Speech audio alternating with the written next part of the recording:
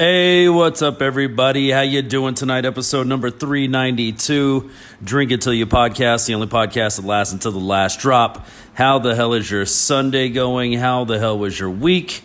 Hope everybody's okay. I hope you're safe out there. One of us, I'm not going to say who, on our Thirsty Thursday episode went a little hard on Friday night. Yeah, that was a good time. The neighbors got an earful of karaoke, probably for like a good 2 hours. I was just having a blast, Friday night. Such a great time, but I will say, going to pick out, all I have left is liquor now.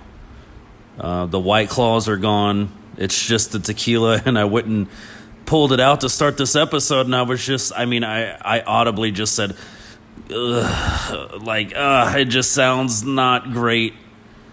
So what do you do when it sounds not great? You want to have a drink, but it's like Friday night was rough. You just got to take a couple of shots, man. That's how to get it over with. That's how to get, things going on your way, the momentum rolling in your direction. So yeah, tonight I'm drinking the cutest, smallest little cocktail of, it's basically, I basically just did a poor man's margarita. It's just Sprite and tequila. That's small amount of tequila tonight. I think I did pretty well for myself on Friday night. So, yeah, anyways, let's go ahead and have our first drink. If you got them, drink them. Bottoms up. Cheers, everybody.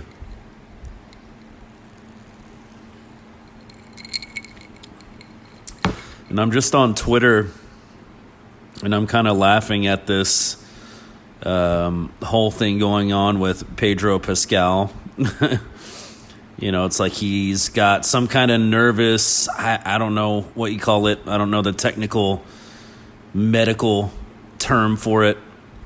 But basically, like when he gets anxiety, I guess he needs someone to rub his shoulder, or he needs to rub somebody else's shoulder or hold hands or something. That's kind of a weird thing, I'm not trying to judge anybody for having problems.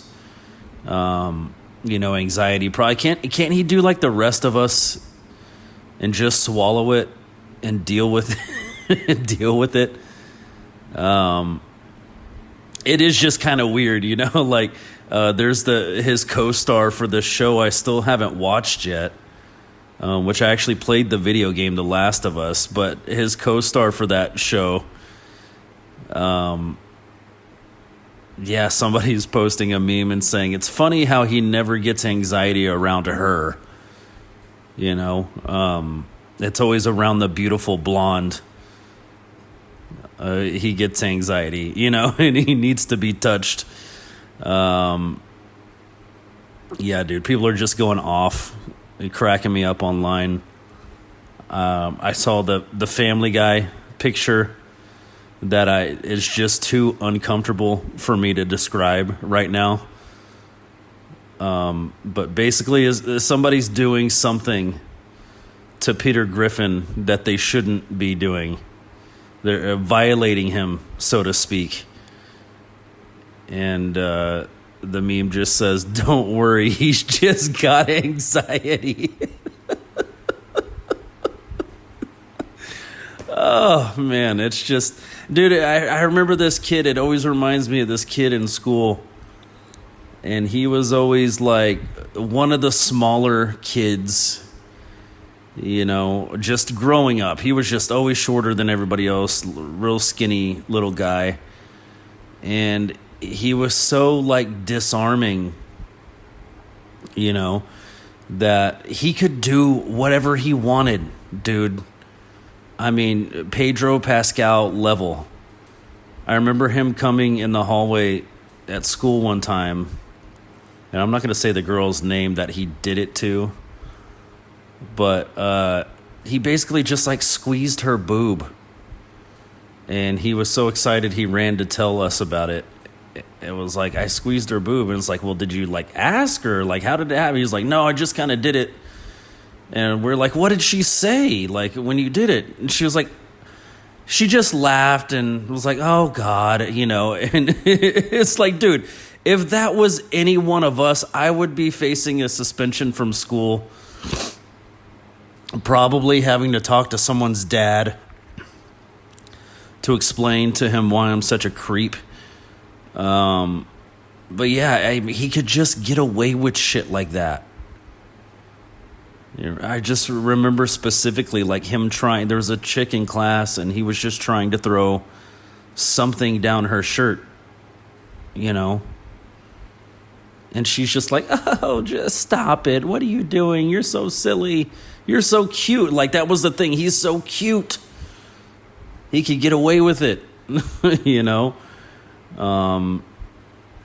Yeah, I don't know. I'm not trying to talk shit on anybody's, anxiety or anything. We all got that shit. But I'm just thinking, like, I was watching him in Game of Thrones, Pedro Pascal, and it's like, dude, he's such a great actor. It's like, okay, if you're in, on the red carpet and having to do like an interview for whatever movie you're about to be in or TV show you just did or whatever, you're such a great actor. It's like when that anxiety feeling hits, can't you just act like someone without anxiety? You know what I mean? Like, can't you just get into character and not feel that way? I don't know if it's real. I don't know if it's fake. I mean, it would, if it's fake, he just kind of made that shit up to like get away with being touchy-feely, get away with the heavy petting. Yeah, it's obviously, do I even have to say, it's just wrong. It's as if he made it up. That's such, I don't know. Who could prove you wrong? Like, that's the problem. Who can be like, no, you don't have that, and you're okay if you don't touch someone every 5 fucking seconds. If you don't touch a beautiful woman every 5 seconds. Like, I don't know, dude. It just seems kind of weird to me, but it is hilarious. People roasting him online. And it is kind of funny. He never gets the touchy-feelies with the certain co-stars, I don't know, kind of strange. Anyways, let's go ahead and have another drink. Cheers, everybody.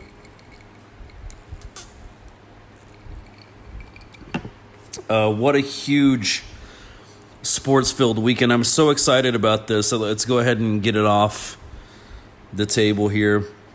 The MLB, man, I was just submerged, immersed in some MLB over this weekend, and what a great weekend it was. Yesterday, really all weekend, Phillies versus the Yankees. I have a friend who's just such a huge Phillies fan, and from time to time he travels, like he'll go out of town, and this week, starting next week, he's back in town. So I really needed the Yankees to like do something to the Phillies. Like, the only way I can say something really is if the Yankees win the series over the Phillies, and they didn't. I think the Yankees got swept in this series. It was like already 4-0 in one of the games, and Bryce Harper just tees off and hits a solo home run shot. It's like, dude, this shit. I want to be able to say something, especially with how my Rangers have been playing, how well we've been playing. But it's like, I can only go in and like talk good about my team now. You know what I mean? Like, I can't go in and talk good about my team and trash his team because they also won this weekend. So yeah, that kind of sucks. I mean, come on, Yankees. What are you good for? I was watching the Tigers Blue Jays series all weekend. That was a great game yesterday. The Tigers do lose 1-6. They pull one out today against the Blue Jays. They beat them pretty good. The Tigers lose that series, but today was a good win for them. Dude, that play at the plate yesterday, Saturday, was so damn awesome slash hilarious, man. It was awesome just for the play. Like, I can't believe the outfielder got the ball in that fast to tag the guy at home. And what was the icing on the cake was Scooble's reaction. You know, he's like off the mound, you know, ready to be wherever he needs to be a, you know, the middleman or whatever to throw whatever. He's just off the mound on the grass. And he is just, after the tag was applied, he is just doing the most, like, they called it his Joker laugh. If you can picture what that might look like. Someone laughing like they're absolutely insane and having the time of their life. Dude, his laugh from that game will be etched in my memory for a long time. He was cracking up so hard, like out of sheer, I can't believe that just happened and we got the out. I mean, it was like a bases loaded situation. It was like his back was against the wall. He actually pitched a really good game. And yeah, the tag at the plate, and he's cracking up on the field, dude. I was cracking up. I was like crying when they showed his face because, you know, at first I'm just taken by surprise. I'm like, holy crap, that was awesome. I'm like tweeting about it and stuff, and then to see his face was just great. It reminds me of Moneyball, you know? That was just such a great moment. It's like, I feel like Brad Pitt in that moment. It's like, how can you not be romantic about baseball? It's awesome. It's got everything, man. The Rangers series had a little scare there. What did they send Pennywise out of the dugout to? No, Simeon got hit in the head with a fastball. Luckily, it bounced off the helmet, grazed his cheek. It did cut his cheek, but he's okay. That's a scary moment. And I can't remember the pitcher's name. I can picture his face for the Braves. But, dude, he just felt so bad, like, immediately.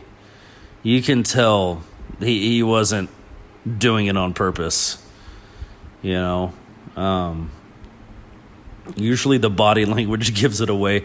If a guy, like, crumbles to his knees after he lets the ball go and it hits somebody and he has his hands on his head, it usually means he feels bad.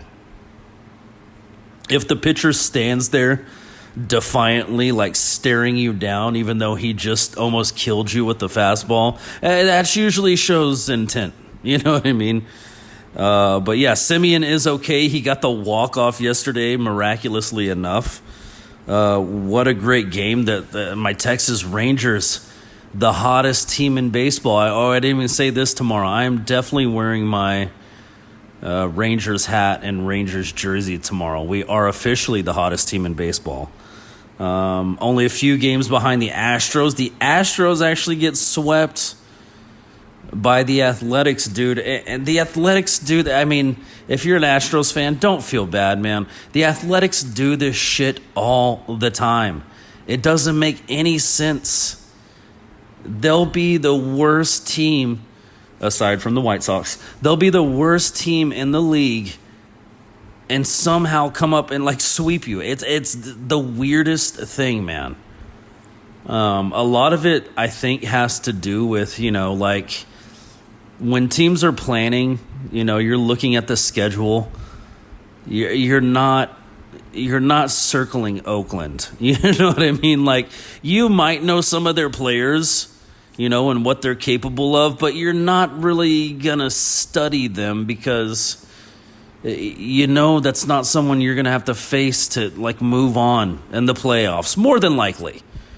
You know, it always seems to shape up that way. They're just not good. And then they'll come in and just, I mean, smack you in the mouth out of nowhere. It's just like, what the hell was that, dude?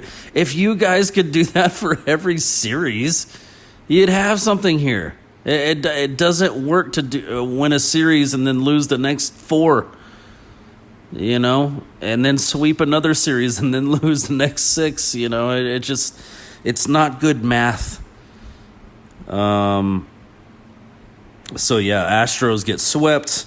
Watched a little bit of the White Sox Cubs game.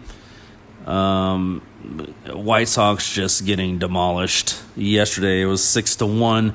Today they come out early, get an early run on the board, and that was literally it. It's like the fans are just pumped. They're like, all right, today's going to be different. And then like the second inning, the Cubs are like, no, it's not. It's going to be worse. You should go home and beat traffic now while you have a chance. So yeah, great baseball, man.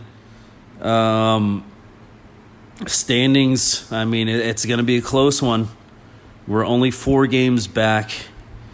And I think they said today we're tied for a wild card spot. So super excited about that. NFL football is coming up. Hockey is coming up. For that matter, man, October, it's here. I mean, this year has just flown by. It's just everything is... It's just passing us by so quick. I don't know. This is just a random note. This wasn't made for any specific episode. It just says, someone named their child Aquaman. That's just a note I wrote to talk about on the podcast for any episode. So, yeah, someone named their child Aquaman. I don't have any more information for you other than that.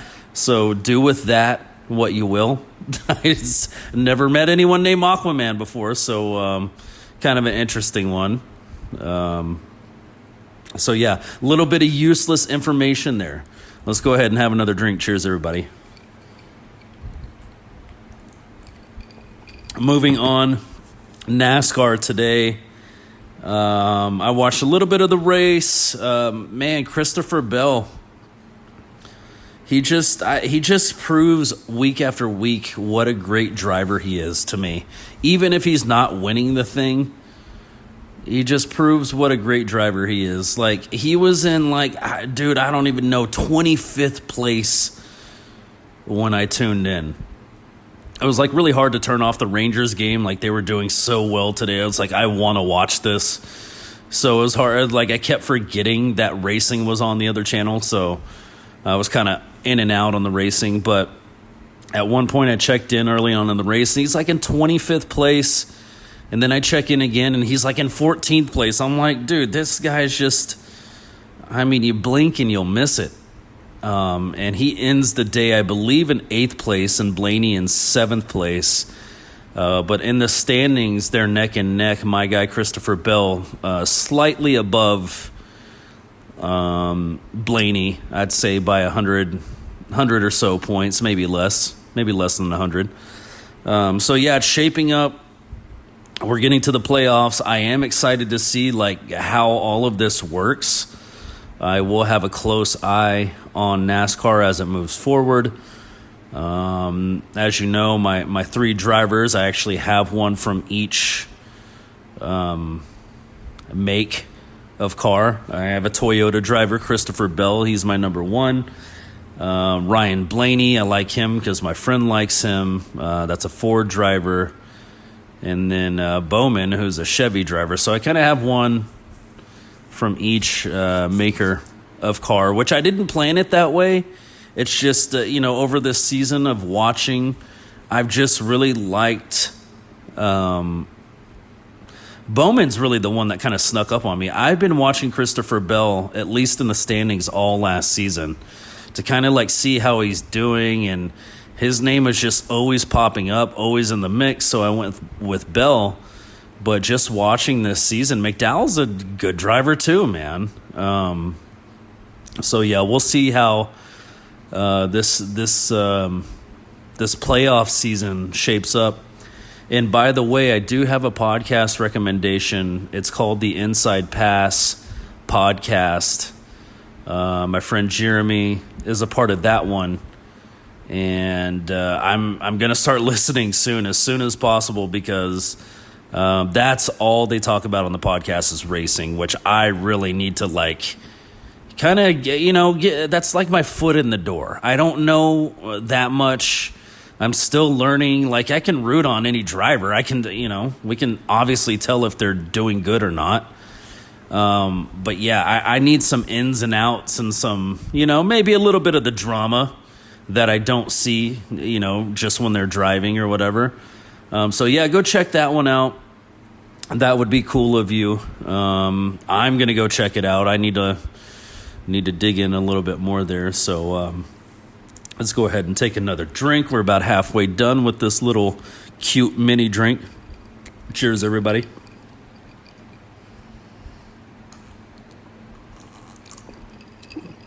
All right. Moving on to the UFC, man. What a great event, even being at noon. I hate the early ones, man. It kind of like ruins the night. You want to end the night with UFC, right? Like that, you should be watching the main event at like 11 o'clock and ready to call it a night after, But the daytime one was great. Abu Dhabi is where they were. Prelim card. Pretty good fights on there. The little promo they played for which one is it next? The 319? Yeah, dude, the 319 is going to be badass. So we're 1, 2, 3 away from 319. They played the little promo, and I was like, that got me hyped, dude. That really did get me hyped. But yeah, great. That's not the right one. Yeah, I was on ABC. But yeah, great event, man. It was a lot of fun. I did watch a lot of the fights, flipping back and forth between that and baseball. As I like to call him, the Russian Billy Goat. Magomedov wins his fight, dude. And it was close. Both of those guys were throwing down. Magomedov, dude, they showed the slow motion punch that was like a right straight, and it was straight down the pipe, dude, and it just crushed Magomedov's nose and like knocked him back, and like he walked into that one. It looked like it fucking sucked. You know what I mean? Like it did not look fun at all.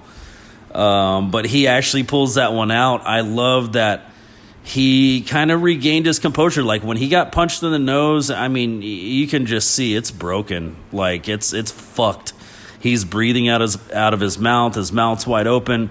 But after he got cracked like that, and naturally he was just a little bit stunned.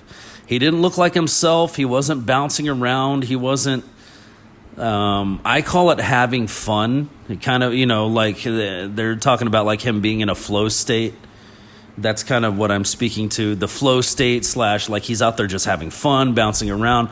Like that went away for a good couple of minutes. It took him a minute to I would say for the rest of that round, it kind of went away. And then he came out again and he was kind of bouncing on his toes a little bit more, moving back, moving forward, in and out, just being elusive while also striking. And, that's what won him the fight. He stayed active. He didn't shy away. He's, and that's the thing about it. You got to think, if you're in that situation and you get cracked like he did, it's like that could just kill your vibe easy. That could kill your whole, what's that Mike Tyson saying? Everybody has a plan until they're punched in the face. It really took it out of him, but his composure really just shone through in that fight, because he got cracked good, but he came back and he ended up winning it by a decision. Barreau, he's not a bitch either, man. He fought a great fight. There for a minute I was like, man, my boy's about to lose. Like, this dude's hitting him hard. But yeah, he recovers. He gets back to his mentality, gets back to his game, and Magomedov wins that one. Whitaker versus De Ritter, that was a great main event, dude. I was thinking, it was tough. It was close. Whitaker had some great stuff happening. De Ritter is just, it's so weird, man. You just never know in the fight game. You just never know. Like, looking at DeRitter, if you were like walking down the street and you were an asshole, you would totally think you could beat that guy's ass. You know what I mean? Like, he just kind of looks goofy, Not to take anything away from him, because, he's been working on his Muay Thai, like he said. That showed up for him. That was a huge help. Those knees to the body of Whitaker were huge in changing the fight. But, yeah, I mean, he just looks like a dorky dad, And when he's swinging, it doesn't even look like... I don't know. Even the knees and stuff were like...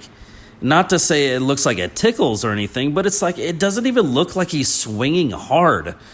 But his body style, this is the body style I talk about all the time. That tall, long, lean, that type of body, dude, it doesn't even look like those kind of people they have to put much power into the punches. They just don't. But trust me, Whitaker on the other end, he was showing signs of how they felt, and they didn't look fun. And just comparatively in the sizes, I mean, DeRitter was just massive compared to Whitaker. And Whitaker fought a good fight, man. He fought with his heart on his sleeve. I admire that about him. There was a chance I thought he was going to pull that fight out. But it didn't happen. DeRitter was just too much. I mean, with the ground game, with his improved... And he's like such a nice guy, too. I think that's the thing about Wonder Boy that gets me, too. It's like he just looks like a ding-dong. You know what I mean? Like, no offense, Thompson.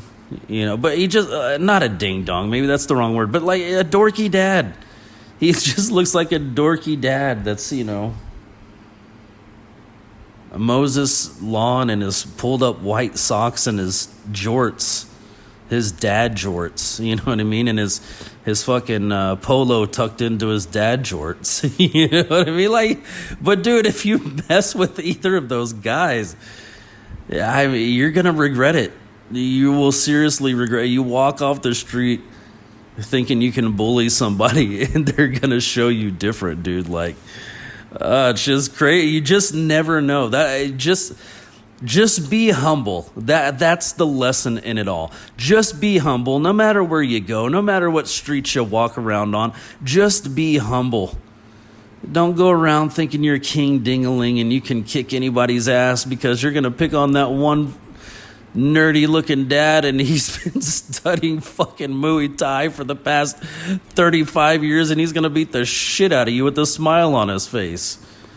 His shit talk is different. Oh, I got you there, didn't I?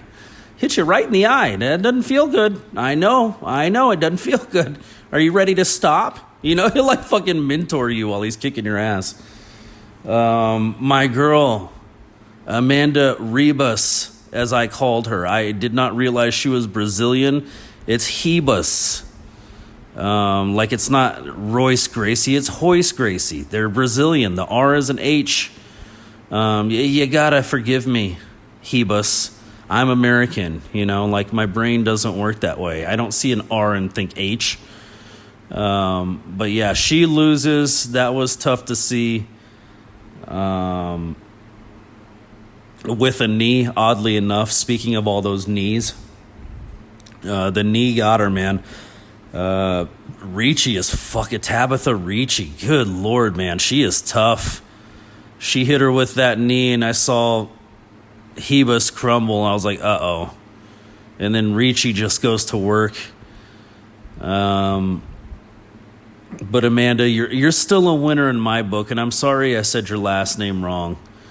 It really doesn't matter anyway, because I'm trying to get you to change your last name to mine, So anyways, that's the creepy moment of the episode right there.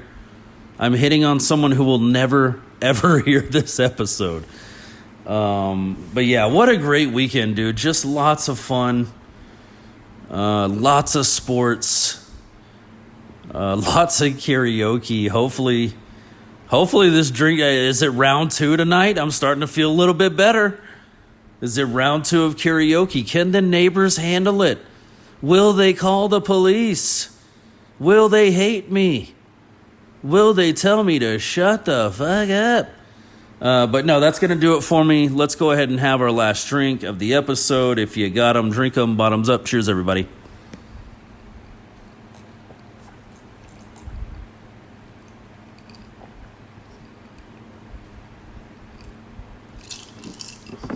Yeah, dude, I was just fucking cracking up, dude. Amanda Hibas, I just have such a thing for her. I'm just watching her fight, and I'm just like sitting there like Squints from The Sandlot, and I'm like, what a woman. You know what I mean? Like, just, I have such a thing for her all of a sudden. I can't help it. That's good. That would be my plan, to pretend to drown if she were the lifeguard. So she has to give me mouth to mouth. Anyways, all right, that's enough. That's it. As always, don't drink and drive. Treat yourself to an Uber. Treat yourself to a Lyft. Treat yourself to a DoorDash. I will talk to you all next week. I love you. Be safe out there. Bye.